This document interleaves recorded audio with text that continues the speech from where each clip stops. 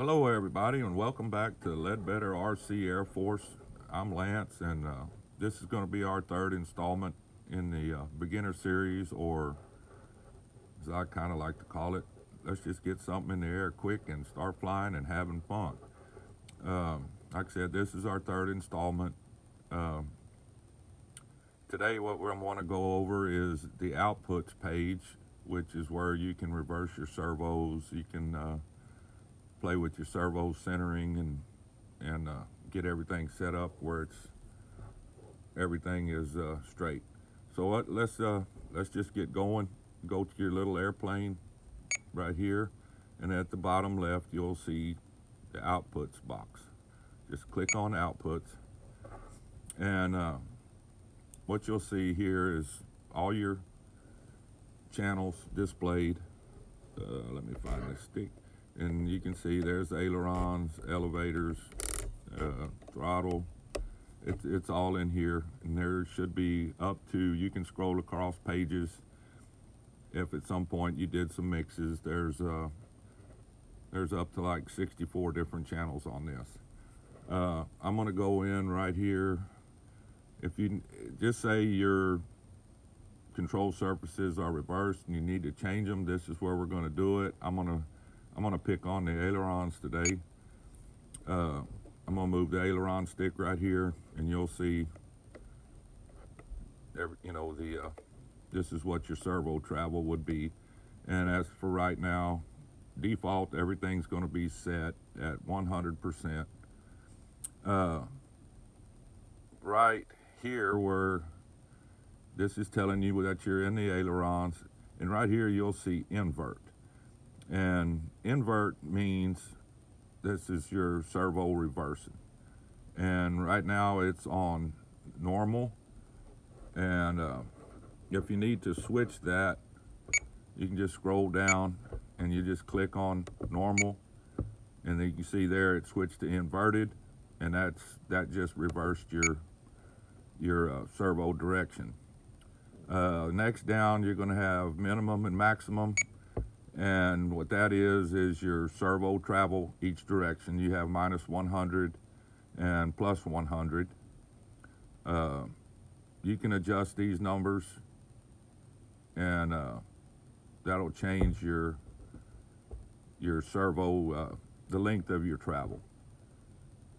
Next down is going to be your center sub trim, and this is where if you hook everything up, you're off just a hair, you can make an adjustment there to get your control surface lined up. You can go plus or minus. Then the next one down is if I need to center up a servo, this is going to be the true center of your servo, where right here is PWM center. This is where I like to get everything completely centered up. If you do it in sub trim, what ends up happening is, let's just say in sub trim you center up and you've got a positive 2% in your sub trim. Okay, well now what you're going to end up having is one direction is only going to move 98%, and the other direction it's going to move 100%. So you're losing, or 102%. So you're losing travel one way or the other. Whereas if you go into PWM center, what that does is just changes the true center of your servo.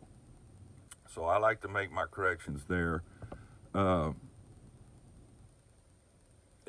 I wouldn't move this number, this 1500 number, plus or minus more than 100 or so points. You can move it a bunch if you want to, but if you have to move it that far, to me, you need to either move your control arm one spline one way or another, or make some corrections in your linkage. But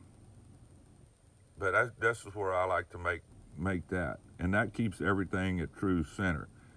And then, at that point, if you need to go just a hair one way or another, you can go back to your center sub trim and get you a few points one way or another. Also, a little further down, you have you can do a curve here. I've never done any curves in these output pages. I normally do them in the mixer because everything is right there in your mixer page, and we went over that in the last video. And then if you scroll down further, you're going to have slow up, slow down. This is where you can change the speed of your servo, how fast it's moving. Anyway, that pretty much covers like everything. But also, let's just say that you got up, your maiden flight, and you think you had everything centered up. And of course, we always gotta, we need a little bit of trim one way or another. So I'm gonna just show a little, I'm gonna put in some aileron trim here. And as you can see, well, let's go back. Hang on just a second. I want to show you something else first. The 1500 that is down here at the bottom is also going to be shown right up here. That is your servo center. Trim center. Okay, now we're back to center. Okay, say we're in our maiden flight and we need some trim. All right, let's just say that's going to be our trim. So now we're at, I guess that number is 1524.